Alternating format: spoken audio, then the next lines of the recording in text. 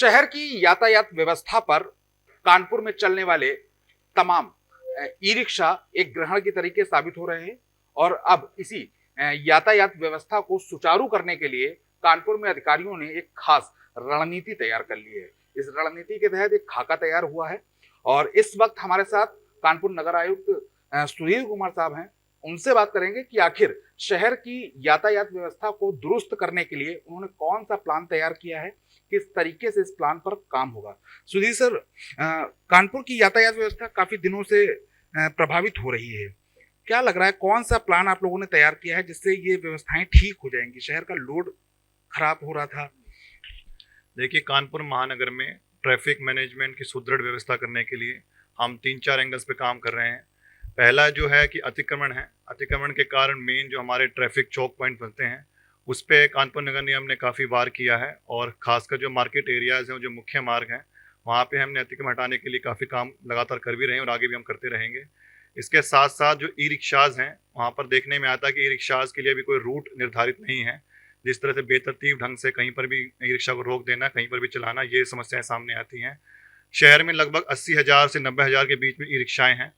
उनके अच्छे संचालन और उनको ढंग से मैनेजमेंट करने के लिए कानपुर नगर निगम द्वारा पुलिस के सहयोग से एक अच्छे सॉफ्टवेयर और ऐप का डिज़ाइन किया जा रहा है, जिसमें सभी ई रिक्शा जितने भी संचालक हैं उनका पंजीकरण किया जाएगा। यह कार्रवाई लगभग आज से 15 दिन बाद हम स्टार्ट कर देंगे। उसके पंजीकरण करने के बाद हमारी जो ऐप है उसके माध्यम से उनको 3-4 रूट सजेस्ट किए जाएंगे। उसके बाद ई रिक्शा का जो रूट आवंटित होगा उसी रूट पर रिक्शा चल सकता है। अलग अलग रंग के हम इसमें स्टिकर लगाएंगे। उसमें पुलिस विभाग द्वारा जिसमें बाद में निगरानी की जाएगी, उसमें निगरानी करना आसान इसलिए हो जाएगा कि उसमें अलग अलग रंग के स्टिकर रहेंगे। तो जिस रूट के लिए जो स्टिकर निर्धारित है वहीं पर ई रिक्शा चला सकते हैं। इसके बाद जो हमारा मेन मुख्य जो हमारा फोकस है वो चौराहों पर है। चौराहों पर जितने भी चौक पॉइंट्स बनते हैं, चाहे वो अतिक्रमण के कारण हो, चाहे वो खराब रोड के कारण हो या किसी जर्जर खंबे के कारण हो, उन सबको हटाने में हमारा पूरा फोकस है। सर, अगर हम क्यूआर की बात करें तो क्यूआर की क्या भूमिका होगी इस यातायात को बेहतर करने के लिए? देखिए, क्यूआर कोड 2 तरह से काम करेगा। पहला तो ये है कि जो हमारा सड़क पर सिपाही खड़ा है या ट्रैफिक के होमगार्ड खड़े हैं, क्यूआर कोड को स्कैन करके तुरंत वो पता लगा सकते हैं कि इस ई रिक्शा को कौन सा रूट दिया गया है और क्या ये अपने सही रूट पर चल रहा है या नहीं चल रहा है।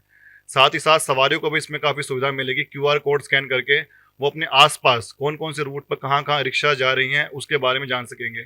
तो हम क्यूआर कोड रिक्शा पर भी लगाने जा रहे हैं। साथ साथ जो हमारे मुख्य जैसे जगह हैं, रेलवे स्टेशन है, बस स्टैंड है और मार्केट एरियाज़ हैं, वहाँ पर भी हम क्यूआर कोड लगाएंगे। सर, अगर हम सेफ्टी पॉइंट ऑफ व्यू की बात करें, जो पैसेंजर जो ई रिक्शा में बैठता है, कभी कभी उनके साथ हादसे हो जाते हैं, कोई कैजुअलिटी हो जाती है, लूट हो गई, चेन स्नेचिंग हो गई, तो ऐसी स्थिति में क्या क्यूआर कोड एक बड़ा सहायक साबित होगा?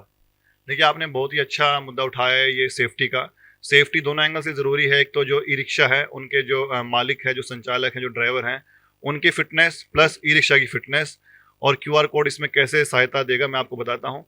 हमारे 6 जोन में कैंप लगेगा जिसमें नगर निगम, पुलिस विभाग और परिवहन विभाग की ज्वाइंट टीमें बैठेंगी। उसके बाद जो वहाँ पर रिक्शा मालिक संचालक है वो वहाँ पर आएंगे। उनकी ई रिक्शा का फ़िटनेस की हम मौके पर जाँच करेंगे और उनका पंजीकरण परिवहन विभाग में कराएंगे। उसके बाद ही हम उनको क्यूआर कोड आवंटित करेंगे। तो इस तरह से हम इसमें जो हमारे जितने भी इसमें चलने वाले यात्री हैं उनकी भी हम सुरक्षा का ध्यान रख रहे हैं। प्लस जो ई रिक्शा है उसकी फिटनेस की पूरी जांच करने के बाद ही ई रिक्शा को सड़क पर दौड़ने की अनुमति देंगे। सर, एक पॉइंट और आता है, अमूमन ई रिक्शा जो लोग चलाते हैं उनका कोई वेरिफिकेशन नहीं होता है, किसी के भी हाथ में ई रिक्शा आ जाता है। अब उसे आपराधिक प्रवृत्ति का आदमी चला रहा है या कौन चला रहा है, इसके लिए भी क्या कोई काम किया जाएगा? देखिए, क्योंकि मैंने आपको पहले ही बताया कि ये 3 विभाग का इसमें ज्वाइंट सहयोग रहेगा, नगर निगम, पुलिस और परिवहन। तो जैसे ही ई रिक्शा ड्राइवर वहाँ पर आएगा उसका ऑटोमेटिक पुलिस वेरिफिकेशन होने के बाद ही हमारी ऐप में पंजीकरण होगा। तो इस तरह जितने हमारे 80,000 से लेकर 1 लाख यहाँ ई रिक्शा है उनके ड्राइवर हैं वो हमारे नेट में आ जाएंगे, जिससे अपराध की जो होने की आशंका है वो भी हम नगण्य कर देंगे।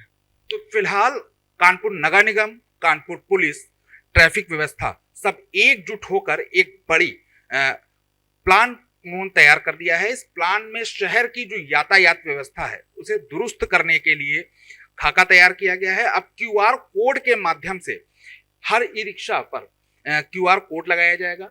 उससे क्यूआर कोड को स्कैन करके रिक्शा चालक और उसके मालिक का डाटा भी लोगों को मिल जाएगा। साथ ही साथ पुलिस जो है वो चौराहों पर अलर्ट रहेगी। जो इन जितने भी ई रिक्शा चालक हैं इनके लिए रूट डिसाइड होगा।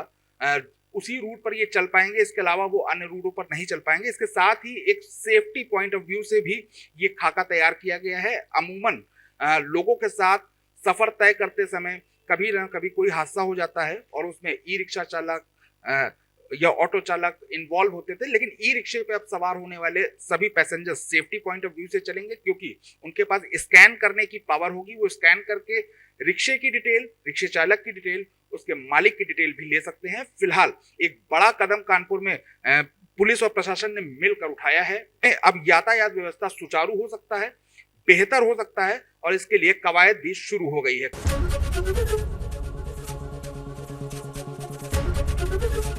एबीपी गंगा, खबर आपकी, जुबान आपकी।